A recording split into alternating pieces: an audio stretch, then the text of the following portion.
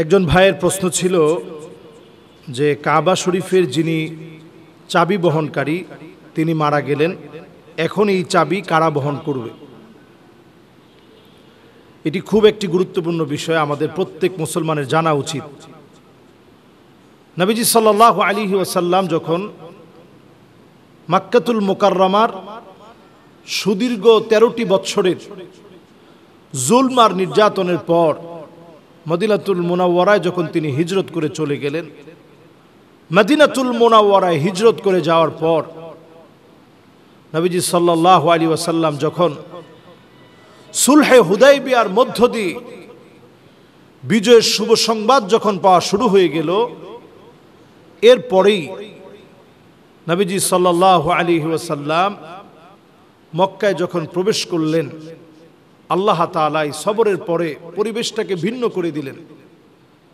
এই পরিবেশ যখন পরিবর্তন হয়ে গেল, পরিবর্তন হয়ে যাওয়ার পর নবী করিম সাল্লাল্লাহু আলাইহি ওয়াসাল্লাম মক্কায় এসে ইচ্ছে করলেই তিনি কাফেরদেরকে কচুকাটা করতে পারতেন।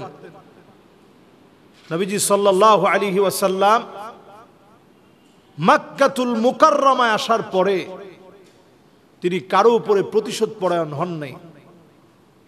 নবীজি সাল্লাল্লাহু আলাইহি সাল্লাম ঘোষণা করলেন, লা তাসরিবা আলাইকুমুল ইয়াওম, আজকের দিনে কোনো প্রতিশোধ নাই।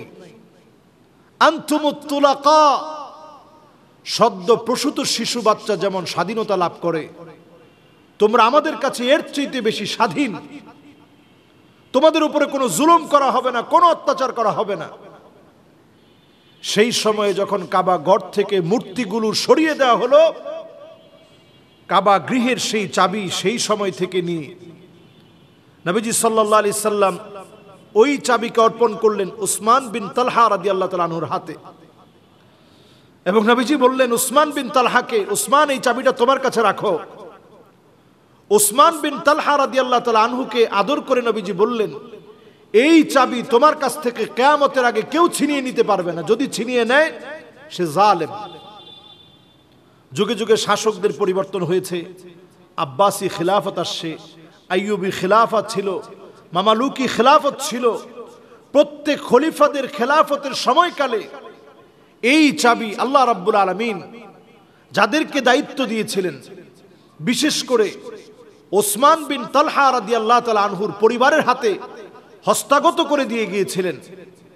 এই চাবি হাত বাই হাত একের পর এক একজনের পর একজনের হাতে এসেছে।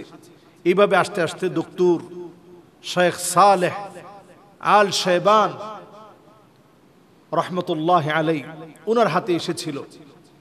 109তম বংশধর তিনি, ওসমান বিন তালহা রাদিয়াল্লাহু তাআলা আনহুর 109তম বংশধর, উনার হাত পর্যন্ত আসছে।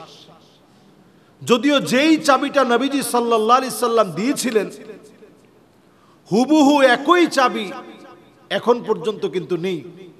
সময়ের পরিবর্তনে এটা পরিবর্তন হয়েছে। পরিবর্তন হতে হতে কয়েকবার তালা পরিবর্তন করেছে। আমরা দেখেছি বিভিন্ন রাজকীয় মেহমান যখন, রাষ্ট্রীয় মেহমানরা যখন যায়, যতবার এই কাবার দরজা খুলে দেওয়া হয়, এই খুলে দেওয়ার সময় দক্তুর শেখ সালেহ আল শাইবান উনি গিয়েই কিন্তু ইদানিং যতগুলো ভিডিও আপনারা দেখবেন উনি গিয়ে খুলে দিয়েছে। এর পরবর্তীতে উনার পরবর্তী প্রজন্ম এখন চাবি পাবে। এইভাবে কিয়ামত অবধি চলতে থাকবে। আমরা আল্লাহ রাব্বুল আলামিনের কাছে উনার জন্য দোয়া করি। সারা পৃথিবীর বরেণ্য স্কলার যারা আছে তারা সমবেদনা জানিয়েছে। সারা ওয়ার্ল্ড থেকে উনার জন্য দোয়া করা হচ্ছে। রাসূলুল্লাহ সাল্লাল্লাহু আলাইহি সাল্লামের আদরের সাহাবায়ে কেরাম ওসমান বিন তালহা রাদিয়াল্লাহু তাআলা আনহুর বংশধর 109তম বংশধর ছিলেন তিনি। উনি দুনিয়া থেকে চলে গেলেন।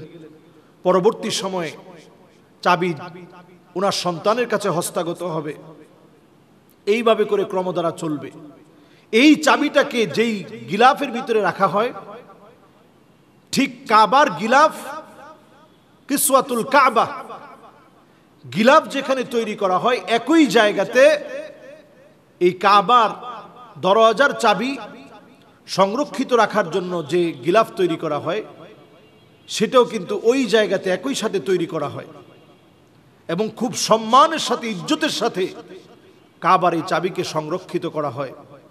যুগে যুগে কাবায় অনেক সময় হামলা হয়েছে, একাধিকবার কাবাতে হামলা হয়েছে, হাজরে আসওয়াদ পাথরের উপরে পর্যন্ত হামলা হয়েছে, কাবার বিভিন্ন কোণাকে ভেঙে ফেলে দেওয়া হয়েছে। বিভিন্ন জালেম তাদের শাসন আমলে এই কাবার উপরে বর্বর আক্রমণ চালিয়েছে, কাবাকে অবরুদ্ধ করে রেখেছে, কিন্তু এই চাবি সংরক্ষিত অবস্থায় আছে, আজ অবধি সংরক্ষিত আছে।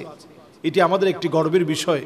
আমরা আল্লাহ পাকের কাছে দোয়া করি, আল্লাহ রাব্বুল আলামিন ওনার জীবনের ভালো ভালো কাজগুলো আল্লাহ যেন কবুল করেন। মুসলমানদের অতীত ঐতিহ্য আমাদের জানার তৌফিক যেন হয়, আমরা যেন এগুলো জানার চেষ্টা করি, জ্ঞান ভাণ্ডারে সমৃদ্ধ হই। আসসালামু আলাইকুম ওয়া রাহমাতুল্লাহি ওয়া বারাকাতুহু। Noor TV 24, Wind of Peace.